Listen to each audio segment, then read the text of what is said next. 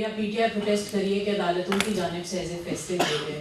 تو ایک وقت یہ بھی تھا کہ جب پی ایم ایل این یا آپ لوگ کہتے تھے کہ عدالت نے ایسے فیصلے کیے, تو اس پر آپ کیا کہیں گے؟ دوسرا, علیمہ خان نے انڈیپینڈنٹ کو انٹرویو میں یہ کہا ہے کہ 6 ہفتے سے عمران خان سے ملاقات نہیں ہو رہی تھی, جس کے بعد اب گزشتہ روز جا کے یہ ملاقات ہوئی.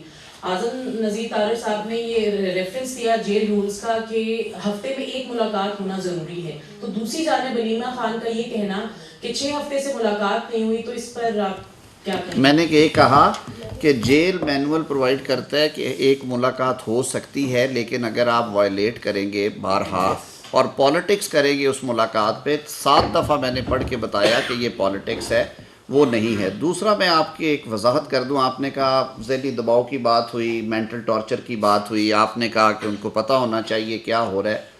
انٹرنیشنل پارلیمنٹری یونین نے اسپیکر نیشنل اسمبلی سے ریکویسٹ کی کہ جی یہ فارمر پارلیمنٹیرین ہیں, اعجاز چودھری صاحب, یاسمین راشد صاحبہ, عمران خان صاحب, تو آپ ہمیں ان کی انکوائر کر کے بتائیں. اسپیکر صاحب نے مجھے یہ ذمہ داری سونپی آفیشلی بطور وزیر قانون اور انسانی حقوق کے.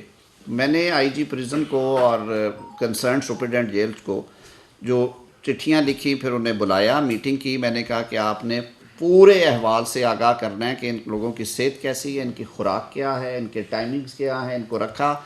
میں آپ سے وہ شیئر کر دوں گا جو میں نے اسپیکر آفس کو وہ جواب ارسال کیے ہیں انڈورس کر کے ان کی طرف سے جو آئے تھے, کہ 7 کمروں پہ مشتمل ایک پورا کمپلیکس ہے جو بانی پی ٹی آئی کے زیر تسلط ہے, زیر استعمال ہے.